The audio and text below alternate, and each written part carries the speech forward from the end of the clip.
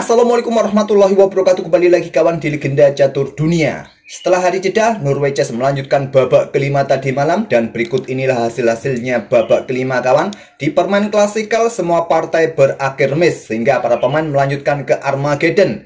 Fabiano Caruana yang pegang putih kalah oleh Magnus Carlsen kawan. Dalam permainan Armageddon, Wei berhasil mengalahkan juara dunia Domara Djokovic, dan Nakamura dikalahkan oleh Arjun Erigaisi. Membuat Magnus Carlsen masih cukup kokoh kawan memimpin turnamen ini sendirian dengan 9,5 poin, selisih 1,5 poin. Diikuti Fabi Nakamura di posisi 3, Arjun Erigaisi, Wei merangkak naik menggeser posisi Domara Djokovic yang turun di posisi ke-6. Sedangkan untuk kategori woman-nya kawan, kategori woman-nya di permainan klasikal hanya ada satu papan yang berakhir menang kalah kawan, dan dua papan lainnya melanjutkan ke permainan Armageddon. Di permainan Armageddon ada Anna Muschuk yang kembali remis melawan Juan Jun. Juan Jun yang pegang hitam otomatis mendapatkan 1,5 poin, Anna Muschuk hanya 1 poin. Sedangkan Hampi Koniru pegang putih mengalahkan Leading Ji kawan. Yang menang di permainan klasikal adalah Faisali Rames Babu mengalahkan Sarah Kadem. Membuat Hampi Koniru sementara memimpin di kategori woman dengan perolehan 8,5 poin, tipis, masih selisih setengah poin saja. Apapun bisa terjadi di babak-babak berikutnya. Ya, hanya di kategori open Magnus saja ya yang terlalu kuat kawan, selisih 1,5 poin. Inilah diagram terakhir permainan Armageddon antara Fabiano Caruana versus Magnus Carlsen kawan. Dimana tentu ada skak Disney, Raja Petak G3, kuda kesini, dan benteng jatuh. Oleh karena itu di posisi ini Fabi menyerah. Kita akan awali sejak langkah pertama kawan. Dalam pembukaan Italia dipilih oleh Fabiano Caruana. Pertahanan dua kuda dipilih oleh Magnus Carlsen. Nah, di game klasikalnya Fabi memilih Ruy Lopez, variasi pertukaran tertunda. Dia tidak ingin mengakhiri dengan hasil remis lagi. Dia mencoba keluar menang bermain dengan Italia. Kalian tahulah ya, Magnus Carlsen sangat jago untuk meladeni permainan Ruy Lopez, baik saat pegang putih ataupun hitam kawan. Nah, Magnus Carlsen sendiri jarang bermain dengan Ruy Lopez dengan format permainan cepat ya. Jarang sekali. Ruy Lopez dia gunakan sebagai senjata dalam permainan klasikal kawan. Oke, kita dapat permainan dua kuda dari pembukaan Italia. Apa sih ide untuk bermain pertahanan dua kuda dalam pembukaan Italia? Ya, mungkin kalian ingin melanjutkan ke Giocho Piano dengan gajah C5. Ini adalah permainan cepat kawan. Mungkin Evans Gambit salah satu hal yang ingin dihindari Magnus Carlsen. Pembukaan tajam dari putih saat ingin bermain cepat, ya inilah kawan. Evans Gambit bisa jadi andalan kalian. Oleh karena itulah salah satu cara untuk menghindari permainan Evans Gambit yaitu dengan pertahanan dua kuda. Tapi kalian juga harus siap-siap dengan adanya Fright Liver Attack kuda G5. Tapi tidak kita dapat di permainan ini kawan.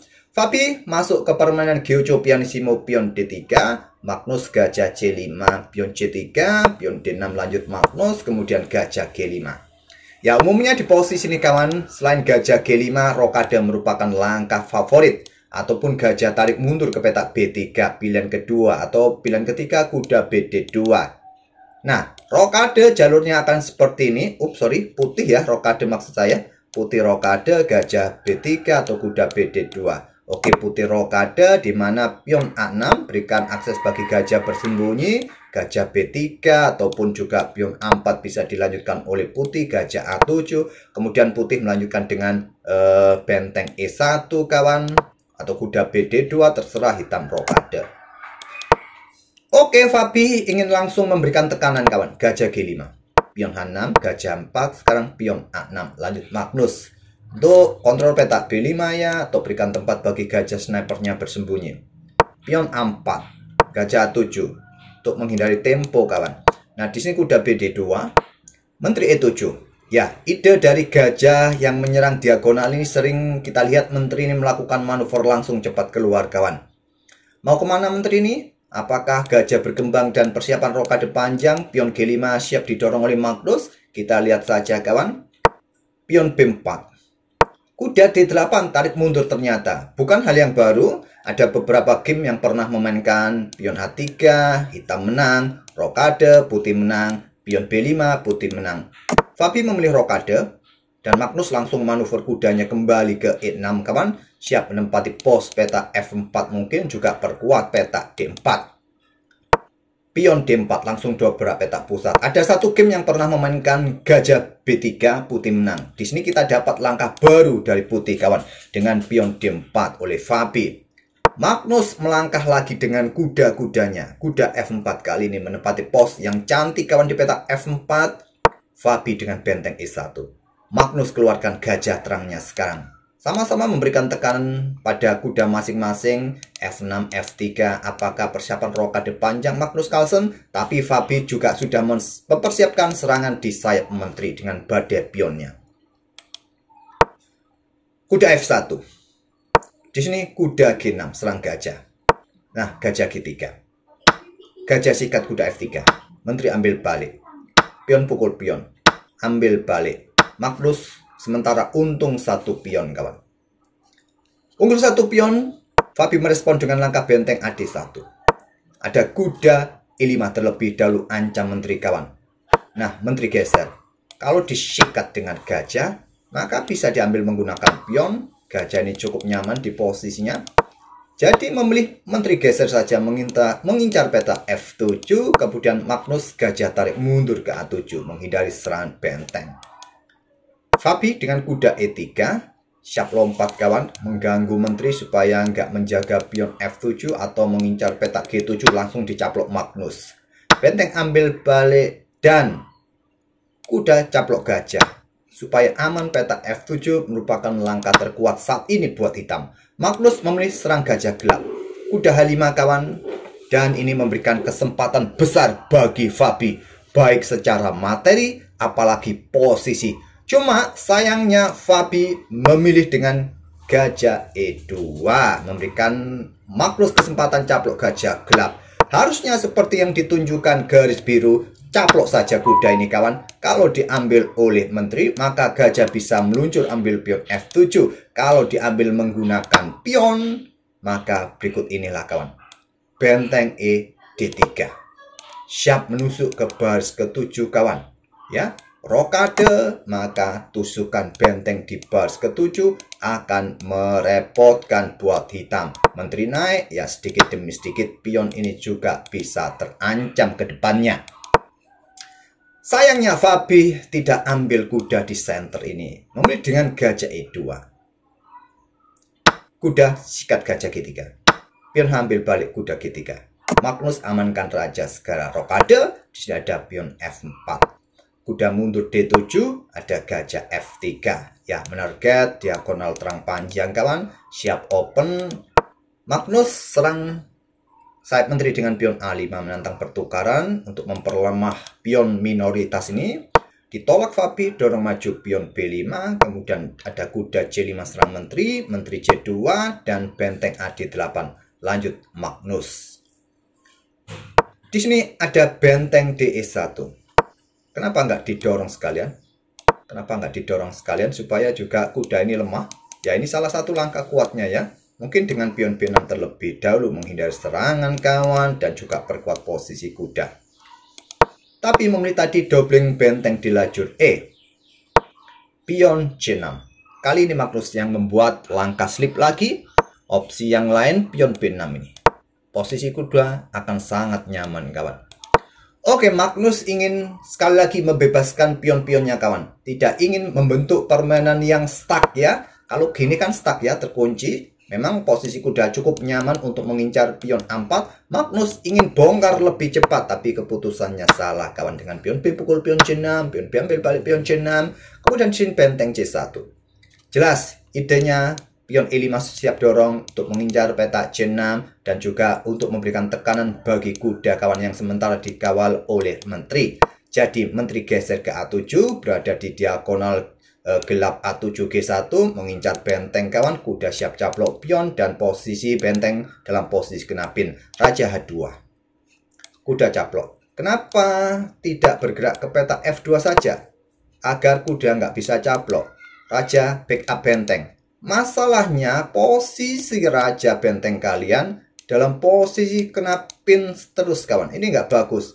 Memberikan tempo buat hitam keluarkan benteng-bentengnya.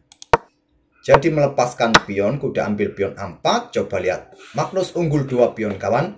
Pion di lajur C sangat bebas. Pion di lajur A juga sangat bebas. Apakah seperti biasa Magnus akan bisa mempromosikan pion-pionnya? Ya kalian tahulah ya. Magnus seperti apa. Benteng A3, kuda kembali ke C5. Menteri F2. Pin kuda yang di sini. Pion ini siap didorong kawan. Jadi benteng D7 berkoneksi dengan menteri kawan. Sepertinya tidak terlalu disukai oleh engine. Kesini lebih kuat. B7. Oke, dengan benteng D7 saja dan gajah G4. Ya, pion E5 ini sudah saatnya ya. Pion E5 ini sudah saatnya kawan didorong. Ya, tentu saja di sini kawan targetnya banyak sekali ya target. Nggak tahu kenapa Fabi kok mainnya seperti ini ya. Padahal hal ataupun posisi yang mudah bisa dieksekusi langsung harusnya oleh Fabi. Baik tadi dengan gajah sikat kuda. Nggak terlalu ruwet lah posisinya. Kenapa kok Fabi mainnya seperti ini? Tapi memilih dengan gajah G4. Melepaskan pion. Lagi-lagi Magnus mendapatkan pion kuda. Ambil pion E4. Ancam menteri. Menteri geser. Nah sekarang benteng C7. Backup pion yang di sini. Memang gantinya benteng ambil pion A5, ada menteri E3 masalahnya di situ kawan.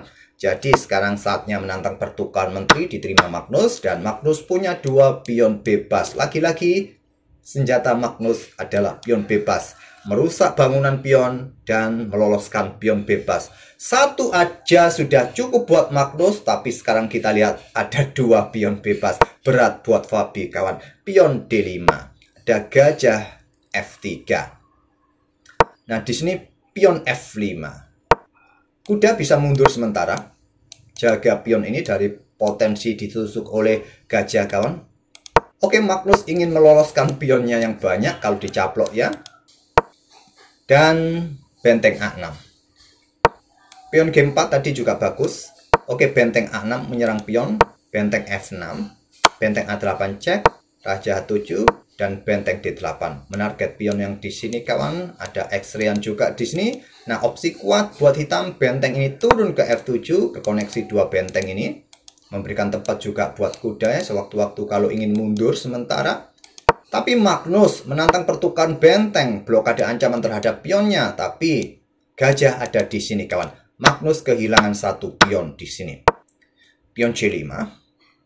Gajah ke E6 yang bagus menarget pion ini kawan. Tapi mundur ke B3 memberikan tempo buat Magnus dorong lagi pionnya. Gajah C2. Sekarang pion G6. Perkuat rantai pion sebelum ditinggal oleh kuda. Benteng D1. Kuda E4 kawan. Di sini benteng D4. Pion H5. Raja H3. Kenapa nggak dicaplok saja kuda ini untuk mendapatkan pion seperti ini? Gajah caplok. Pion ambil.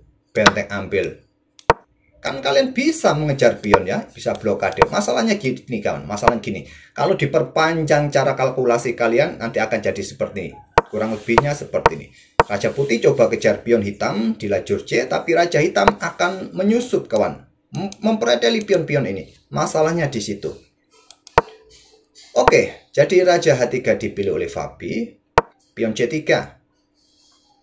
Nah, di sini kawan, raja H4. Dan Magnus melangkah raja H6.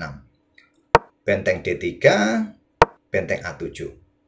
Kemudian benteng D1, benteng A2. Nah, benteng C1 pilihan Fabi. Oke, coba kita otak-atik lagi variasi ini kawan. Caplok di sini ya. Nah, mungkin dengan benteng C1. Nah, pion ini akan didorong kawan. Bukan pion ini yang didorong. Ini juga bisa, mungkin pion G4 akan dimainkan, tapi pion ini yang didorong untuk menggoda benteng ambil pion C3, tapi masalahnya ada potensi skakmat di sini. Coba lihat. Ya. Jadi pion G4, pion E2. Seperti itulah yang bisa terjadi. Benteng C1 pilihan Fabi, kuda F2. Awas ya, ada potensi serius untuk jaga juga petak G4 ini kawan. Sekarang posisi raja dalam posisi terkunci, kecuali dia korbankan pion lagi. gajah B3, benteng B2, menyerahkan pion kawan. Tapi masalahnya ada benteng B1 lanjut maklus, ancaman skakmat. Pion G4 dimainkan, tapi setelah benteng H1 cek, di sini Fabi menyerah. Karena jika dilanjutkan ke sini, kuda ke sini ya, jelas ya. Nah, bentengnya jatuh. Itulah kawan, terserah ya. F3 cek dulu ya, cek dulu. Baru ambil benteng di sini. Oke, itulah permainan Armageddon antara Magnus Carlsen yang pegang hitam dengan kontrol waktu yang jauh lebih sedikit bisa mengalahkan Fabi saat pegang hitam kawan. Oke, semoga bisa menghibur dan bisa jadi wawasan kalian. Dan kita akan bertemu di video-video berikutnya. Terima kasih. Wassalamualaikum warahmatullahi wabarakatuh.